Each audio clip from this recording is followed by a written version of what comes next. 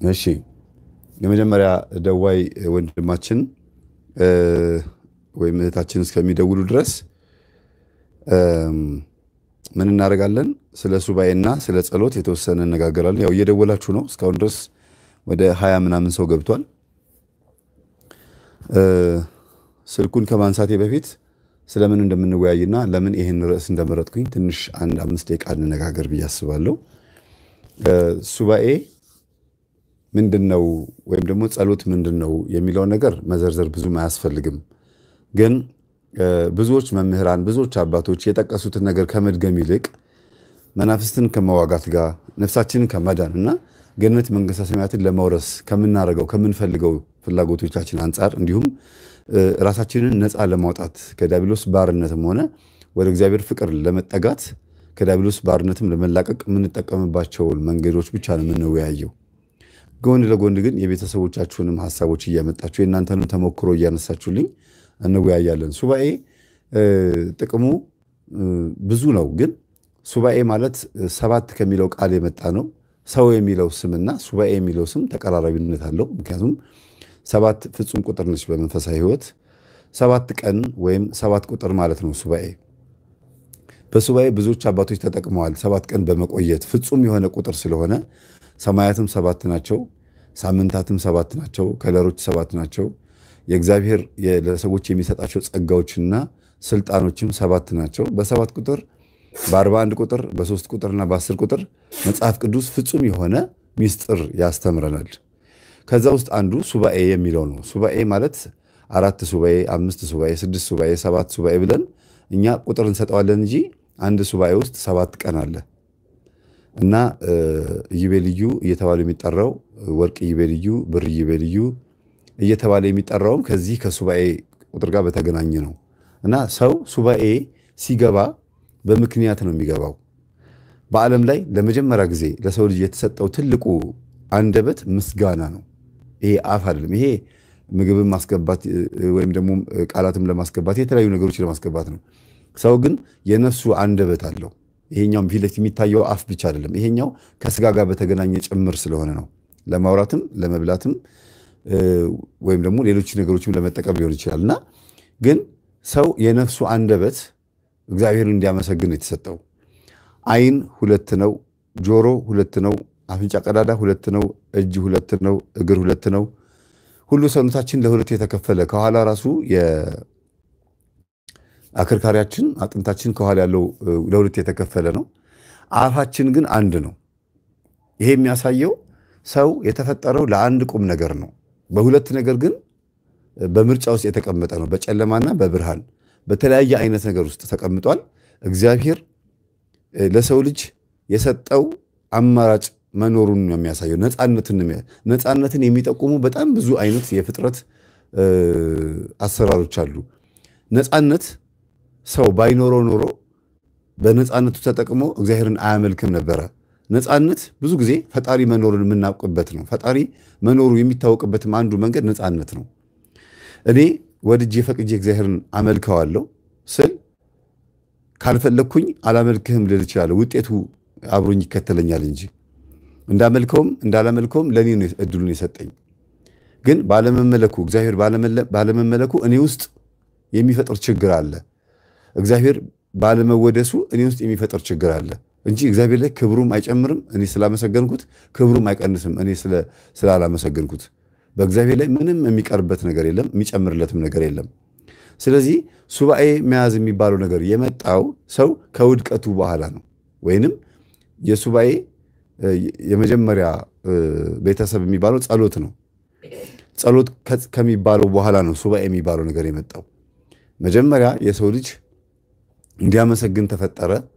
ከዛ አላመሰግንም ብሎ ከእግዚአብሔር ሕግና ስርዓት ውጭ ወጥቶ 7 ዓመት ሙሉ ሲያመሰግን የነበረውን ነገር በአንዲት በለስ መብላት ሲክድ ከማመስገን ወደ ጸሎት ተሸጋገረ። ጸሎት ምንድነው? ልመና ነው። ምስጋና ምንድነው? መስዋዕት ነው። ለእግዚአብሔር የሚቀርብ መስዋዕት ነው። ሰው ለእግዚአብሔር ሁል ጊዜ መስዋዕትን እንዲያቀርብ የተፈቀደለት ከአንደበቱ ከህሊናው ከልቦናው ነበረ። ያ ግን ከእግዚአብሔር ፊት ስለሸሸና ሰው በፈቃዱ ነፍሱን ህሊናውን ልቦናውን ስላስነጠቀ ቀጥሎ የሚቀርበው መስዋዕት ምን ሆኖ መጣ? እንስሳት ሆኑ። እንስሳት ይሰዋሉ። ከዛ በኋላ ተንበርክከን ጾመን ጸልየን ሰግደን ጉልበታችን ላማችንን ሁሉ ነገራችንን መስዋዕት አድርገን ማቅረብ ጀመርን። ይሄ ሁሉ ነገር ሳይመጣ በፊት ግን እግዚአብሔር እንድናመሰግንበት የሰጠን አንደበታችንና ወደ እግዚአብሔር ቀና ብለን የምናስተውልበት አይምሯችን ህሊናችን ለእግዚአብሔር ማቅረቢያ መስዋዕት ማቅረቢያ ራሱም ደግሞ መስዋዕት ነበር። ስለዚህ ጸሎት የሚባል ነገር መጣ። ጸሎት ደግሞ ከውድቀት በኋላ የመጣ ነገር ነው። ይቅር በለኝ፣ ማረኝ፣ አቤቱ አጥፍቻለሁ፣ ይሄን ነገር አሟላልኝ ብሎ መለመንና መማፀን ጸሎት ይባላል። አቤቱ አንተ እኮ አምላክ ነህ፣ ክብር ይገባሃል፣ ቅዱስ ቅዱስ ቅዱስ እግዚአብሔር ኃያል ነህ ብሎ እግዚአብሔርን አልፋና ኦሜጋ ብሎ ማመስገን ደግሞ ምስጋና መስዋዕት ይባላል። አሁን መላእክት ምን ላይ ናቸው ያሉት? ልመና ላይ አይደሉም ያሉት። ለኛ ይለምናሉ እንጂ ለራሳቸው ሲሉ ያመሰግናሉ። ምግባቸው ምን ስለሆነ? ምስጋና ስለሆነ። ምግባቸው ምስጋና ስለሆነ ያመሰግናሉ። እኛን ደግሞ ከእግዚአብሔር ጋር ለማስታረቅና ምግባችን ወደ ነበረው ወደ ቀደመው ክብራችን ለመመለስ ወደ ምስጋና እንድንጠጋ ዛሬ ለኛ ይጸልዩልናል፣ ያማልዱናል ማለት ነው። መላእክት የሚጸልዩልን፣ ቅዱሳን የሚጸልዩልን፣ የሚያማልዱን ወደ ቀደመ ክብራችን ወደ ምስጋና እንድንሻገር ነው የእነሱ ትልቁ ዓላማ። እኛ ደግሞ እዚህ ጋር ሽሮና በርበሬ ጎደለ ብለን እንጸልያለን፣ እንለምናለን። የማይረባ ነገር ጠይቀን እግዚአብሔርን እንደው ትልቁን ነገር ሰጥቻቸው ትንሹ ነገር ይለምናሉ ይለናል። ስለዚህ ሱባኤ ምንድነው? አንድ የሆነ የጎደለብንን ነገር መጠየቂያ ነው። በመጀመሪያ እኛ ራሳችን ከእግዚአብሔር ጎድለናል። በቃ እኛ ከእግዚአብሔር ምን ብለናል? ጎድለናል። እኛ ከእግዚአብሔር ስለጎደልን እኛነታችንን ለእግዚአብሔር ለማስረከብ መጀመሪያ ሱባኤ መግባት አለብን። ጸሎት መጸለይ አለብን። ምን አይነት ሱባኤ ነው የምንገባው? እባክህን እኔነቴን ለአንተ መስጠት እፈልጋለሁና እባክህን ልብ ስጠኝ ተብሎ የልቦና ሱባኤ ይባላል። ልብ ስጠኝ ተብሎ የሚጸለይ ሱባኤ።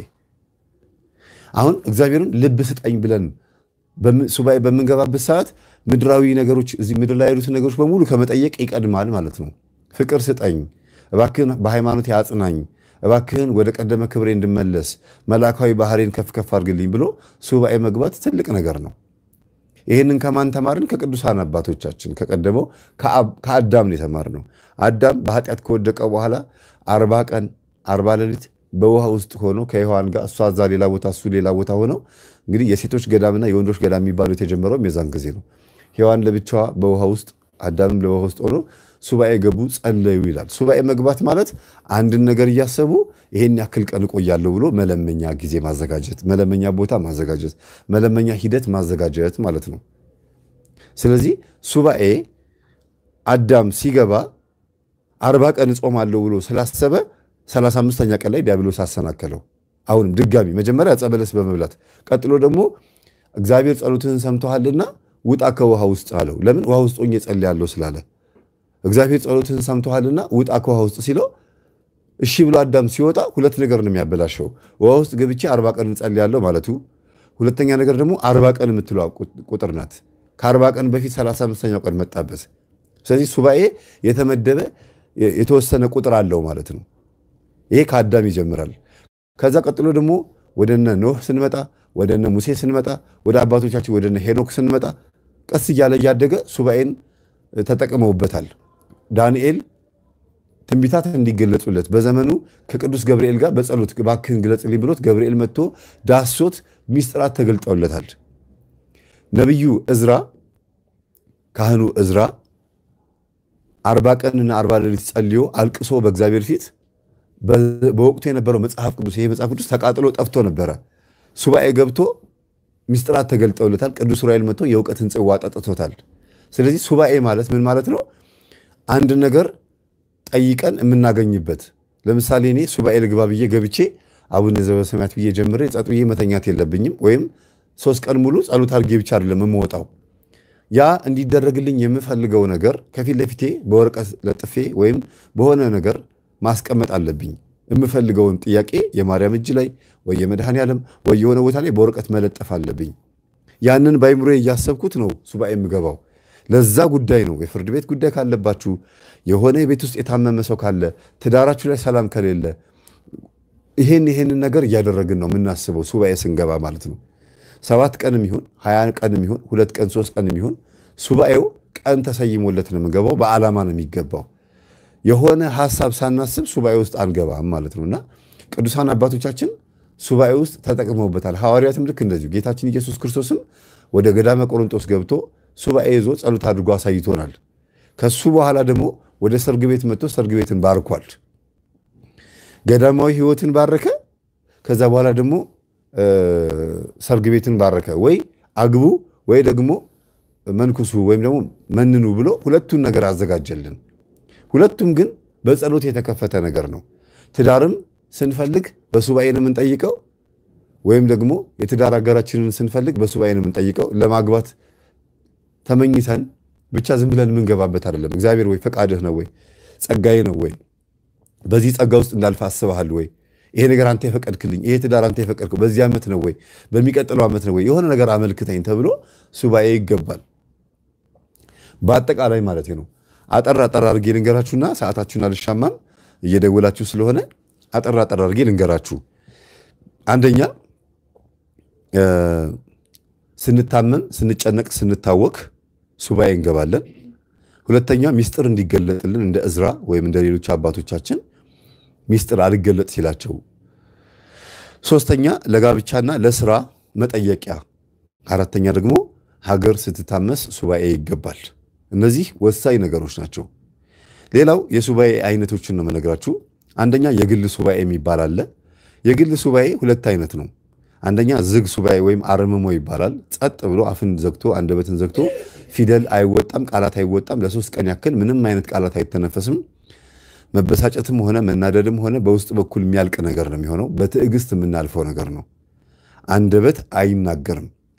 ሁለተኛ የግል ሱባኤ የግል ሱባኤ ሁለተኛ ክፍሉ ደግሞ ቀኖና ወይም የሚስጥር ሱባኤ ይባላል። ይሄ ካህን ለኃጢአታችን ቅጣት ሲሰጠን ለማንም ሳንናገር በግል ተደብቀን ሄደን የምናደርገው ነገር ነው። የግል ሱባኤ ሁለት ነው። የዝግ ሱባኤና የቀኖና ወይም የሚስጥር ሱባኤ ይባላል። ሌላው ደግሞ ሁለተኛነት የሚታየው የማህበር ሱባኤ ነው። የማህበር ሱባኤ ማለት ቤተክርስቲያን በአስቸጋሪ አገልጋዮች ስትታመስ ወይም ደግሞ ማህበራችን ውስጥ አስቸጋሪ በጥባጮች ሰዎች ሲኖሩ ጽዋ ማህበር ውስጥ ወይ ደግሞ በመንደራችን ውስጥ አላስፈላጊ የሆኑ ነገሮች ሲታዩ ብቻ ማህበራችን ውስጥ ስብስባችን ውስጥ ሰፈራችን ውስጥ ጎረቤታችን ውስጥ ቤተሰባችን ውስጥ የሆነ ችግር ሲፈጠር በህብረት ውስጥ እንጸልይ ተብሎ ለ3 ቀን ሰዓት መድበው ከዚህ ሰዓት እስከዚህ ሰዓት አብረን እንጸልያለን ተብሎ የሚደረግ ሱባኤ የማህበር ሱባኤ ይባላል። ሶስተኛውና ትልቁ ዋናው የአዋጅ ሱባኤ ነው። አገራችን ስትታመስ ቤተክርስቲያን ትልቅ አደጋ ሲመጣባት ሃይማኖታችሁን ቀይሩ አለበለዚያ ከዚህ ሀገር ውጡ ተብሎ በስምዖን ጫማ ሰፊው ዘመን እንደመጣባቸው አይነት ሱባኤ ማለት ነው። በህብረት ሆነው እንደና አስቴርና መርዶኪዮስ አይሁዳውያን በሙሉ በተገኙበት ይገደሉ ተብሎ በዘር በሀገር በጎሳ ሲመጣ የሀገር ሱባኤ ወይም ደግሞ አዋጅ ሱባኤ ይታሰባል። በሀገርም በሃይማኖትም ብቻ በህብረት ህዝቡ ሁሉ የሚገባው ከጳጳሳት ጋር እኩል ሆኖ የሚገባው ሱባኤ ይሄ የአዋጅ ሱባኤ ይባላል። በተለይ ሃይማኖትን በተመለከተ ህዝቡ በሙሉ በሰላም እግዚአብሔር እንዳያመልክ መከራ ሲመጣበት የዛን ሰዓት እግዚአብሔር ሱባኤ እንዲገባ ያዛል። አዘገጃጀቱ ደግሞ ሱባኤ ውስጥ እንግዲህ ማድረግ ያለብን በጣም በሰፊው ብዙ መማማር ነበረብን በዚህ ጉዳይ ላይ ግን ብዙ መምህራን ስላስተማሩት እኔ በዚህ ጉዳይ ላይ አጠር አድርጌ ነው መነግራችሁ። አንደኛ ሱባኤ ዝግጅት ስናደርግ ያሉብንን ፕሮግራሞቻችንን በሙሉ ማጠናቀቅ አለብን። ለምሳሌ በዚህ ሳምንት ውስጥ ሱባኤ መግባት ፈልጌ ነበረ 7 ቀን ቆይ መሃል ላይ ግን የሆነች ጉዳይ አለችብኝ እዛ ሄጄ የሆነ ማስፈጽሞ ጉዳይ አለ ክፍለ ከተማ ምናምን ብለን ምንለው ነገር የለም። በፍጹም በቃ ይሄ ዝግ ሱባኤ ወይም የግል ሱባኤ የሚባለው ነገር ስናደርግ ጥንቅቅ አድርገን ቤታችን ክትት ብለን ምንገባበት ሱባኤ ሊኖር ይገባል። ይሄ ደግሞ ገዳም ስንሄድም ቤታችን ስንሆንም ሊሆን ይችላል። ስራ ላይ ያለን ሰዎች በኋላ መጣበታለሁ። ሁለት አይነት ሱባኤ አለ ለስራ ብቻ የተዘጋጀ። አሁንም ምለው ጊዜ ላላችሁ ሰዎች ነው። ጊዜ እንዲኖራችሁ ለምትፈልጉና ጊዜ ላላችሁ ሰዎች። ሁለተኛ ነገር ደግሞ ቁሳቁስ ነው። ቁሳቁስ ማለት ሱባኤ በምንገባበት ሰዓት መጀመሪያ የሚያስፈልጉንን ነገር ከገበያም ሆነ ከማንኛውም ሰው አምጥተን መጨረስ አለብን፣ ማጠናቀቅ አለብን።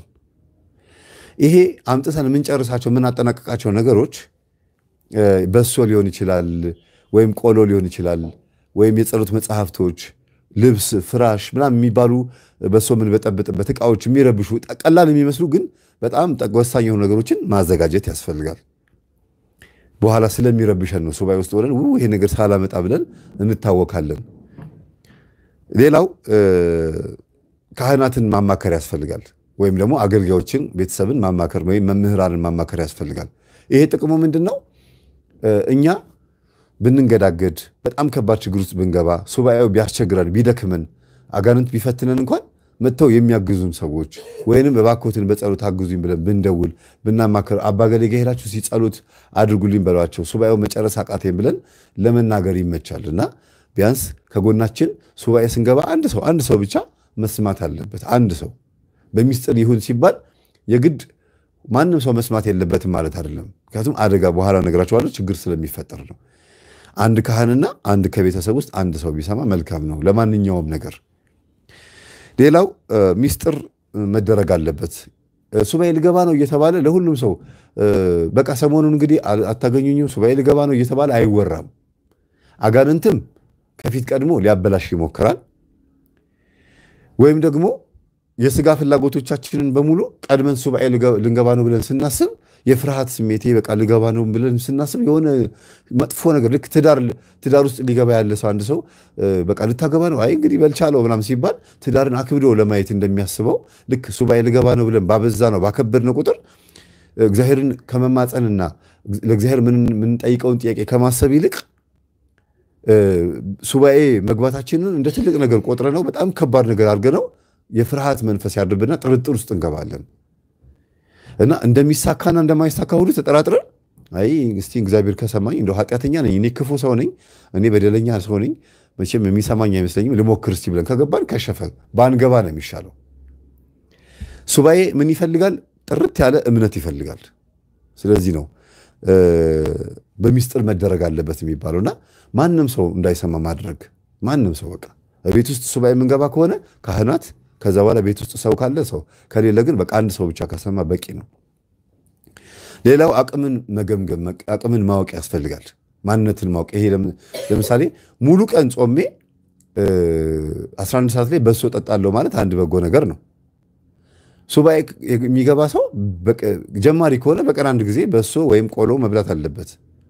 ወይም ደግሞ ካልቻለ አነስ ያለ ምግብ መብላት አለበት። በመሰረቱ ሱባኤ በዘቢብ በበሶና በቆሎ ነው የተለመደው።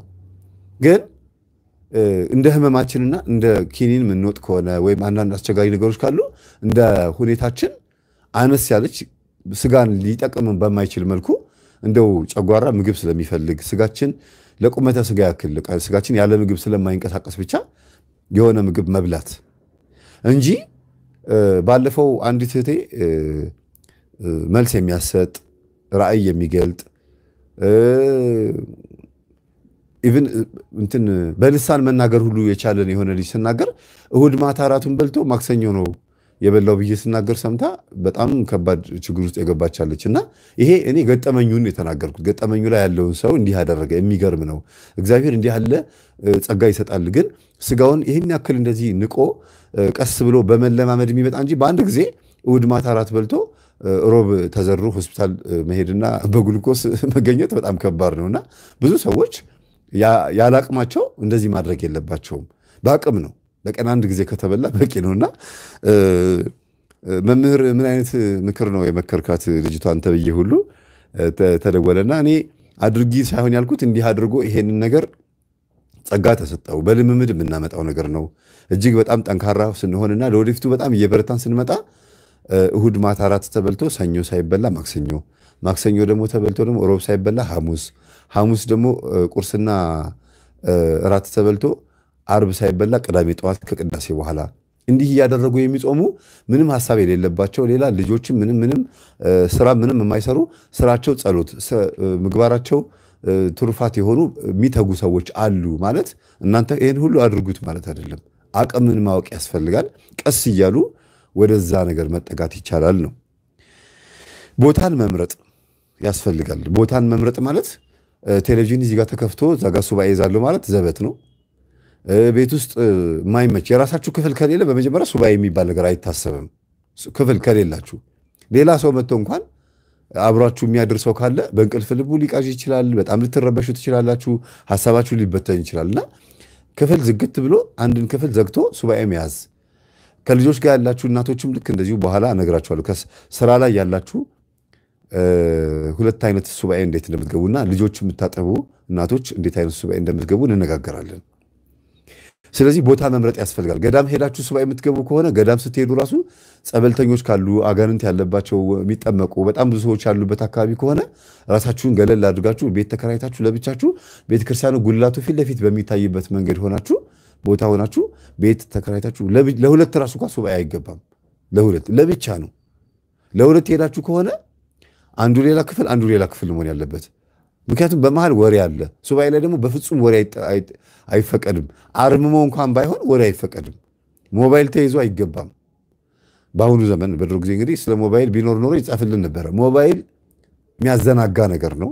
ኢቭን መጽሐፍ የሚነበብ መጽሐፍ እንኳ ራሱ ይዞ አይገባም። ግን እንደው አንዳንድ ጊዜ ለማጅ ሱባኤ የምንገባ ከሆንን ጸሎታችን ከጨረስን በኋላ ጉዳያችንን አሳስበን እንደው ህሊናችን እንዳይበተን አሁን ደግሞ ምን ላደርግ ብለን ሌላ ነገር እንዳናስብ መጽሐፍ ትንሽ መንፈሳዊ መጽሐፍቶች ይነበባሉ። ከዛ ውጪ ቦታ መምረጥ በጣም ወሳኝነት አለው። ቦታ መዘናጋት ችግር ሊፈጥሩ የሚችሉ ለሱባኤ ለጸበል ሄደው አንዳንድ ጸበል ቦታዎች ላይ ታችኋል። ቃረቅ የሚጠጡ አሉ። ቆሎ እንደዚህ ፍስ አድርጎ ዝግን አድርጎ የሚበላበት ቦታ፣ በጣም ብዙ ጎረምሶች የሚሰበሰቡበት ቦታ፣ 3-4 ሆኖ ሱባኤ ሲገቡ ዝም ብሎ ሰግዶ ብቻ የሚተኙ አሉ። እና ቦታ የማይመርጡ ሰዎች አሉና ቦታ መምረጥ አለባችሁ። ቤት ውስጥም ከሆነ ደግሞ ብትችሉ ክፍል ዘግቶ መጸለይ፣ ካልሆነ ግን አስቸጋሪ ነው። አንዳንድ ጊዜ ሱባኤ የሚለው ነገር ከባድ ነው። ሌላው የውስጥ ዝግጅት፣ ይሄ አሁን የነገርኳችሁ የውጭ ዝግጅት ነው። የውስጥ ዝግጅት ደግሞ አለባበስን በተመለከተ ህሊናን የሚነሳ ነገር አለ። ለምሳሌ አለባበስ የውጭ ዝግጅት ይመስላል፣ ግን ከውስጥ በኩል እኛን ምቾት እንዳይሰማን የሚያደርግ አጉል የሆነ ልብስ ለብሰን ሱባኤ መግባት የለብንም። ብርድ ሊያመጣ የሚችል ነገር፣ ህሊናችን የሚሰቅ ራስ ምታት ሊያመጣ የሚችል ወይም ደግሞ የሚረብሽ ድምፅ ያለው ልብስ መልበስ የለብንም እና ይሄ ውስጥ ስሜታችን ይበጠብጠናል። እና የውስጥ ዝግጅት ለማድረግ ግዴታ አለባበሳችን ማስተካከል አለብን። ሌላው ጸሎትን አለመቀነስ። ጸሎት አለመቀነስ ማለት የጀመርነው 5 ጸሎት መጸለይ ከሆነ በቀን 5 ጸሎት መጽሐፍ ጸልያለሁ ከሆነ እስከ መጨረሻው ድረስ 5 ጸሎት መጽሐፍ መጨረስ። ይህንን እንዲያውም ጨምሮ 6-7 ማድረግ ነው እንጂ ቀንሶ አለመገኘት። ይሄ በመንፈስ መዛል ይባላል። በመንፈስ መዛል። ምግብን መመጠን ያስፈልጋል። የውስጥ ዝግጅት ማለት ይሄ ቆሎም የተነከረ ቆሎም ይሁን በሶም ይሁን ምንም ይሁን አልጠገብኩም ብሎ 2 ጊዜ በጥብጦ መጠጣት፣ በሶ ቆሎን አፈስ አድርጎ መብላት፣ ይሄ ዘመቻ ነው የሚመስለውና ጥሩ አይደለም። በደንብ አጎጥርጋጎ በየአይነቱ እየበላ በሶ ማን ነው ሱባኤ ገባሁ ብሎ ማሰብ ከባድ ነውና ምግብን በመጠኑ ማድረግና ለስግደት ምቾት ማጣት ከባድ ተጽዕኖ ይፈጥራልና ስንሰግድ የበላነው ምግብ ወይም ምንንቀሳቀሰው እንቅስቃሴ ራሱ ምግቡ ይጣላናል።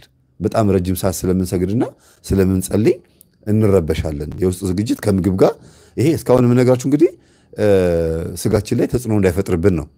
ከዛ አንደበትን መግራት በፍጹም በር ከፍቶ አለመሳደብ፣ ይሄን አምጡልኝ፣ ይሄን በዚህ ገባ በዚህ ወጣ ብሎ መናገር አያስፈልግም። በተለይ የምን ሱባኤ ሲሆን ነው በር ከዘጋችሁ በኋላ ከፍቶ በቃ ምግብ ከሆነ ሰዓቷን ጠብቀው ሰው እንዲያቀብላችሁ በበር ስር እንዲያቀብላችሁ ማድረግ። ገዳም ከሆነ ደግሞ በሷችሁን በጥብጦ መጠጣት። ማንም ሰው ጋር መነጋገር አያስፈልግም። ከስድብ ራስን ማራቅ በጣም አስፈላጊ ከሆነ በጣም ወሳኝ ከሆነ ግን ንግግርም ካስፈለገ ጸሎቱን ከማቋረጣችሁ በፊት አቡነ ዘበሰማያት ብሎ ሱባኤውን ወይም ጸሎቱን በአቡነ ዘበሰማያት አስሮ አቤት ምን ፈልጋችሁ ነው? ምንድነው? ምን ችግር ተፈጠረ ብሎ ሄዶ ጉዳዩን እዛው ቤት ውስጥ ከሆነ ነው ፈጽሞ መጥቶ እንደገና በአቡነ ዘበሰማያት የታሰረውን መፍታት ማለት ነው። እና በአቡነ ዘበሰማያት አስሮ በአቡነ ዘበሰማያት መክፈት፣ አንደበትን ከመጥፎ ነገር መታደግ፣ መከልከል።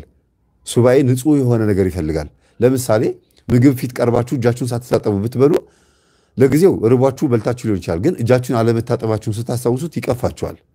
ሌላው እጃችሁ ቆሻሻ ነገር ይዞ ሰው ለመጨበጥ እንኳን አይደለም የሚጨብጣችሁ ሰው ቀርቶ እናንተ እንኳን ራሱ ስሜታችሁ አይፈቅድም።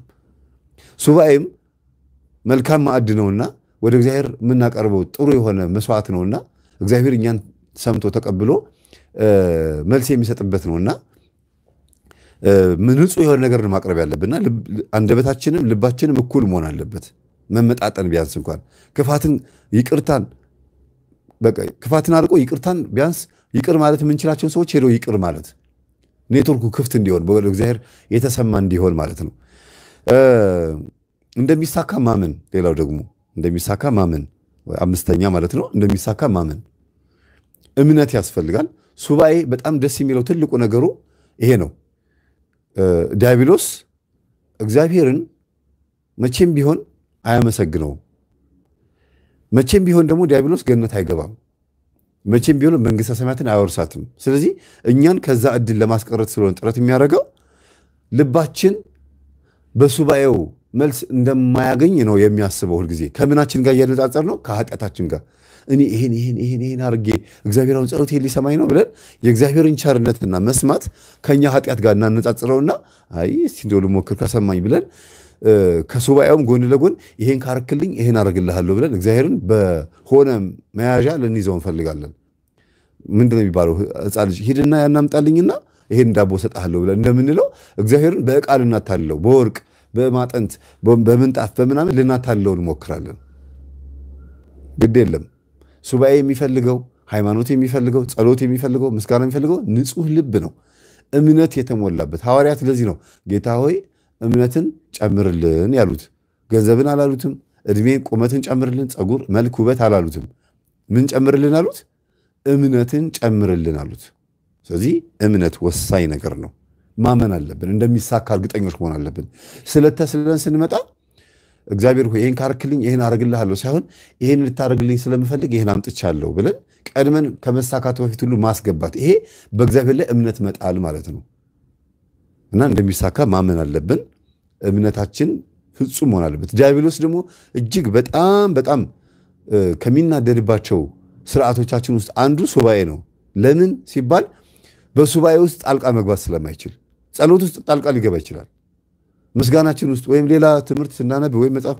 ሱባኤ ግን ይህን ያክል ቀን ጾሜ ጸልዬ እግዚአብሔርን ለምኘው ተንበርክኬ እጠይቀዋለሁ ይመልስልኛል ብለን ስንጸልይ በዓላማ ስለሆነ የምንጸልየው ዲያብሎስ የዛን ሰዓት ወገቡ ነው የሚቆረጠው። እና እንደ ሱባኤ የሚጠላው ነገር የለም ዲያብሎስ። ሱባኤ በጣም ነው የሚጠላው። እና የሆነ ዓላማ ይዛችሁ ወንድሜ ታሟል፣ ትዳሬ ታሟል፣ ህይወት ቤተሰቤ ታሟል፣ ባለቤቴ ሚስቴ ታማለች፣ ልጆቼ ታሟል፣ በህመም ደረጃ ይሄ ነገር ጎሎብኛል፣ በጉድለት ደረጃ እንደገና ደግሞ ታውቂያለሁ፣ ተጨንቄያለሁ፣ ሰላም ከማጣት ጋር በተገናኘ ይሄን መግባት ይቻላልና እምነት ሊኖረን ይገባል እንደሚሳካ። ሌላው መጨረሻው መቻልና መታገስ አለብን። ይደክማል ስንሰግድ፣ ከምግብ ስንከለከል ይደክማል። ህመም ሊኖርብን ይችላል። አዎ ይደክማል። ሊያዞረን ይችላል። ይደክማል። ልክ ነው። ህመም ስሜት አለው።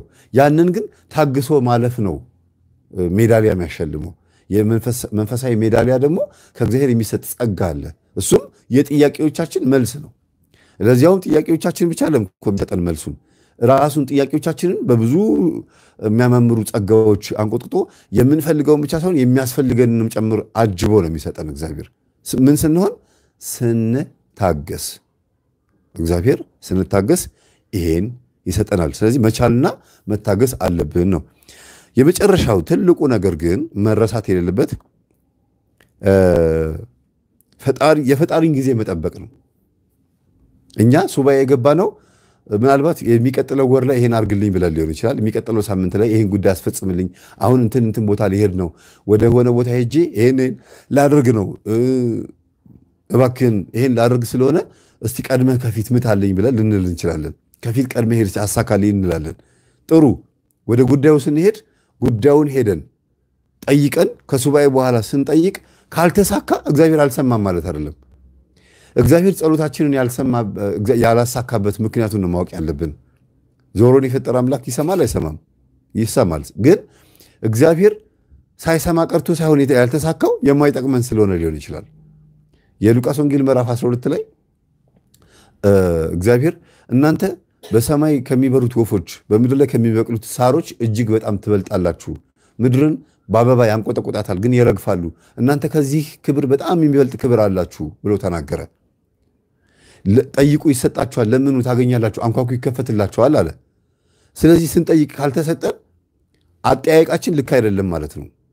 ወይም ደግሞ ጊዜው ገና ነው ማለት ነው። እኛ በሚቀጥለው ሳምንት ነው የናፈቅነው፣ ግን የእግዚአብሔር ጊዜ ደግሞ የሚቀጥለው ወር ሊሆን ይችላል፣ የሚቀጥለው ዓመት ሊሆን ይችላል። ብዙ ጊዜ ቅዱሳን በቀጠሩበት ሱባኤ ቀን አይመጣላቸውም እግዚአብሔር።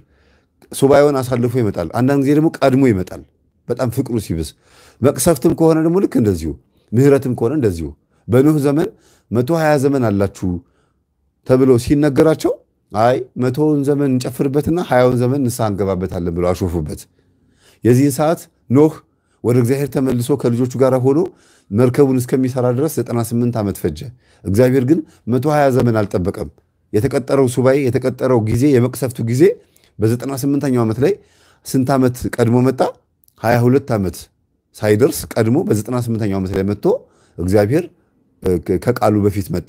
አንዳንድ ጊዜ ደግሞ ቅዱሳን የሚፈልጉት ነገር ቀድሞ ሁሉ ይሰጣቸዋል። ገላትያ ምዕራፍ 1 ቁጥር 17 ላይ ቅዱስ ጳውሎስ ወደ ትምህርቱ ከመግባቱ ለማስተማር ከመሄዱ በፊት ምን ያደርግ ነበረ?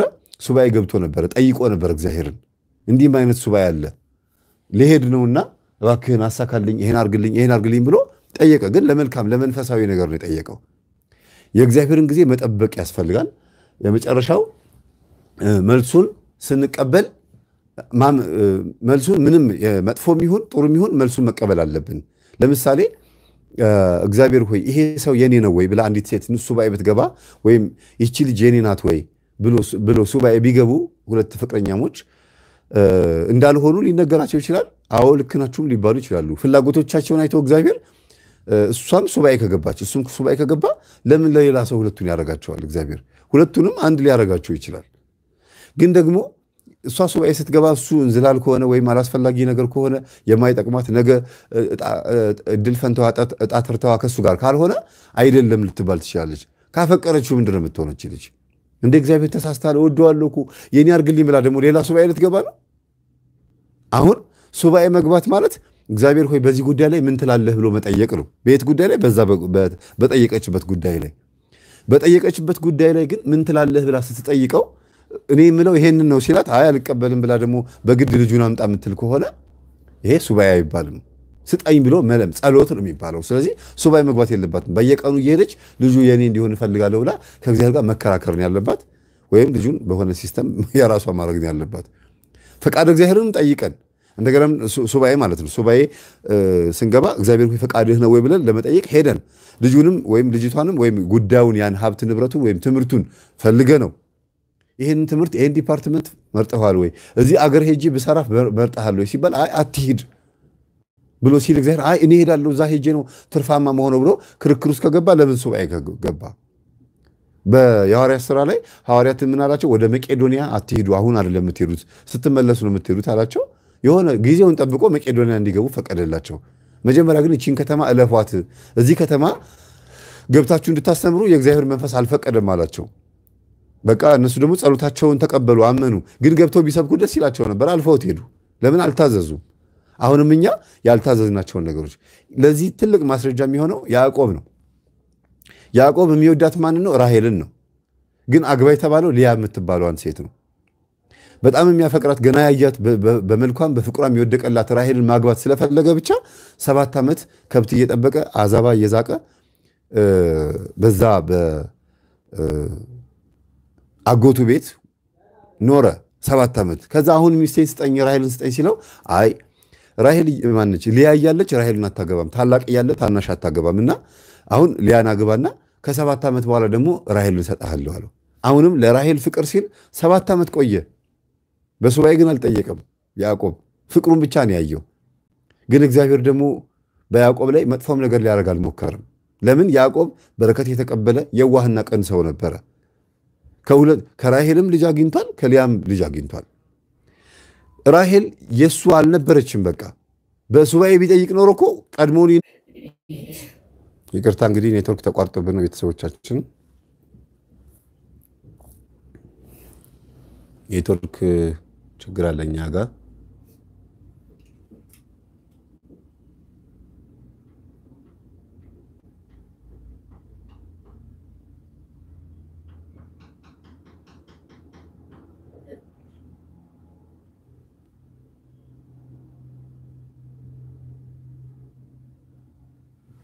እሺ ይቅርታ እንግዲህ ኔትወርክ ነው።